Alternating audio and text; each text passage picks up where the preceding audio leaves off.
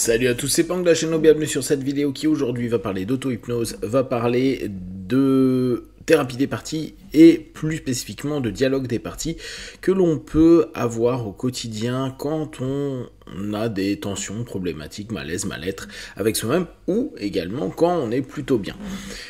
Vous connaissez certainement la thérapie des parties, il y a énormément de systèmes qui l'utilisent avec des noms différents. Pour l'hypnose, c'est Charles Tebetz qui l'a créé et c'est un principe où on estime qu'on a différentes puissances à l'intérieur de nous, des partitions qui peuvent s'opposer, ce qui fait que on a des problématiques physiques, psychiques, émotionnelles, intellectuelles, etc., etc., des paradoxes, des éléments qui sont antagonistes, des tensions dès lors, parce qu'on va avoir une psyché qui est constamment en train de s'opposer, une psychodynamique qui s'oppose constamment, et on se retrouve très souvent, nous, dans notre quotidien, à ressentir ça. Je dois aller faire telle chose, mais j'ai pas envie, j'ai envie de faire autre chose. Je devrais agir de telle façon, et pour autant, je fais strictement l'inverse. Donc, on se rend bien compte que certains vont dire une partie de moi, ça m'empêche, mon subconscient, mon cerveau, une énergie, une force, etc. Et ça, c'est des parties.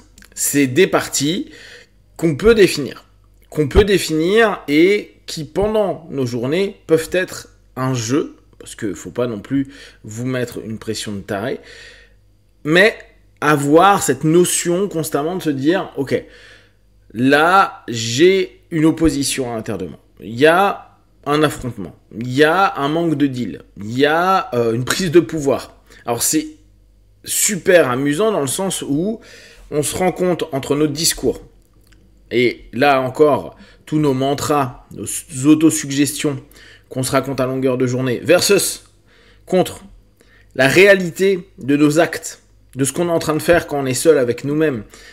Et ben, il y a des moments où on se dit « Wow, c'est pas du tout ce que j'avais prévu. Mon game plan, il est pas bon. » Et ça nous arrive à tous. On se dit « Bon, je vais aller à la salle faire ça. » Puis on va à la salle et puis on voit qu'il y a, je sais pas, un café qui est ouvert. On va s'arrêter au café, on va lire un bouquin et puis basta. On se dit « Ouais, à la fin du mois, jusqu'à la fin du mois, je fais ça. » Au bout de 2 jours, il n'y a plus rien. Donc, cette façon de fonctionner, on la connaît. Après, on sait que on peut se discipliner, mais dès lors, c'est à nouveau mettre une dictature à l'intérieur de nous-mêmes par rapport aux opposants. Pensez constamment que c'est comme un petit gouvernement. À l'intérieur de nous, on est dans un petit gouvernement. Et vos discours, c'est plus de la politique. C'est de la politique pour vous, c'est de la politique pour les autres. Mais ce qui se passe en interne, l'ensemble des moments où vous êtes en train de réagir, de fonctionner, de penser, parce que bien sûr, vous pouvez dire tout ce que vous voulez, les gens ne savent pas ce qui se passe dans votre corps, ne savent pas ce qui se passe dans votre tête quand vous êtes en train de partager des choses. Et vous, ça vous stimule parfois de dire certaines choses, sauf que la réalité, c'est pas ce que vous pensez, c'est pas ce que vous ressentez, c'est pas ce que vous vivez, et c'est même pas ce que vous appliquez. Et on se retrouve assez facilement au même paradoxe que les personnes qui vendent sur des réseaux sociaux une vie incroyable, alors qu'en fait c'est des photos ou des vidéos qui sont surtravaillées 10 secondes ou 1 heure pour montrer quelque chose au monde, alors qu'en interne, c'est des gens qui peuvent être dépressifs, pas bien, pas heureux, pas ok, etc. etc. Dans ce cheminement, donc on se rend bien compte qu'à l'intérieur de nous, il y a tous ces mondes, tous ces paradoxes, toutes ces ambiguïtés, et on a dans notre boulot d'auto-hypnose cette capacité à se dire, ok, je prends attention à mon dialogue intérieur, je prends attention à régulièrement tendre vers une concentration, une focalisation pour, dans un premier temps, juste être en gestion de stress.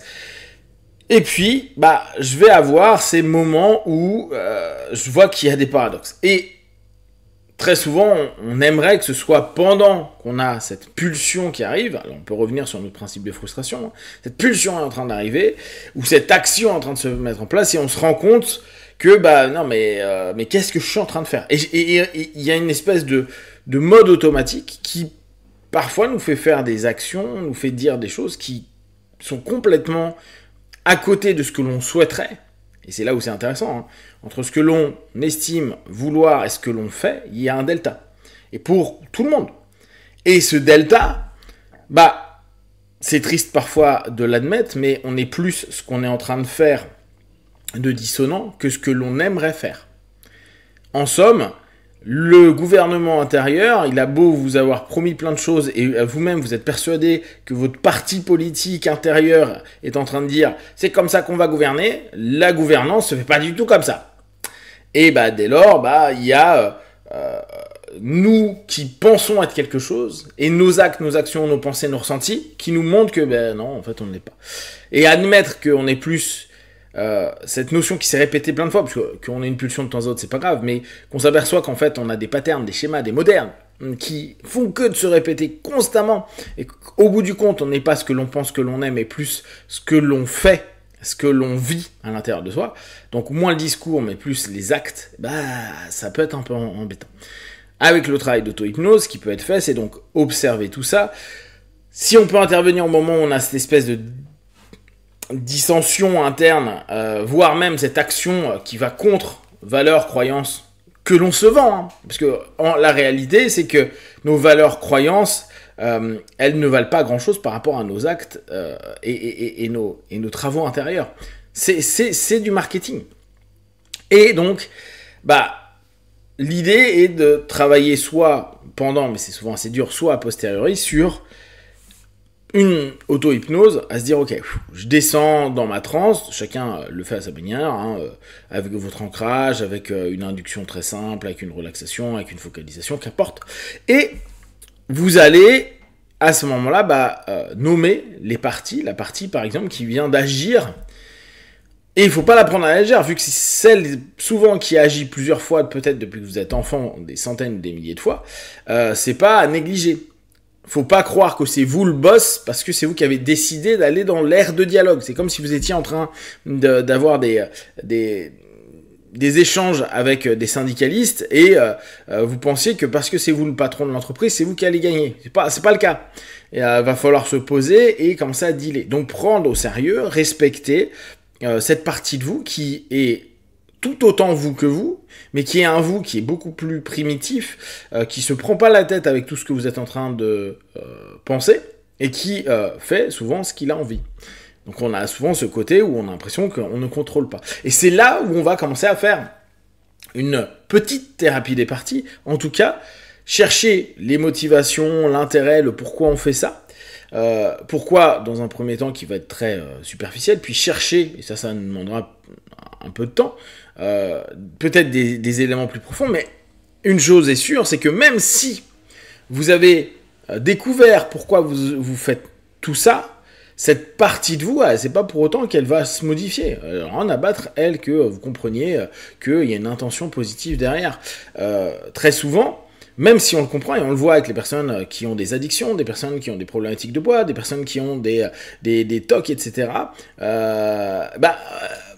on a beau avoir capté plein de choses, capté l'intention, etc., ça se remet quand même en place parce que ça fait aussi partie de nous. Donc, il va falloir trouver un deal où on ne dit pas, bah, tu disparais complètement. Alors, quand c'est des addictions, c'est un peu emmerdant parce qu'on sait que, en plus, les produits posent problème. Donc, il va falloir trouver un deal pour vraiment réorienter cette force, cette énergie, cet élément un peu primitif. Et surtout pas aller dans une autre dictature, parce qu'il y aura toujours à un moment ou à un autre une compensation de nous-mêmes par rapport à nous-mêmes, sachant que c'est une partie de nous qui est nous, et pas la partie idéalisée qu'on pense d'être de nous. Et ça, c'est vraiment quelque chose. C'est du réel versus quelque chose en construction, un projet. Hein. Nos pensées et tout ça, ce qu'on aimerait devenir, c'est un projet, versus ce que l'on est réellement. Donc, il y a tout un taf à faire dessus. Et là, tout le travail de thérapie des parties peut être vraiment important.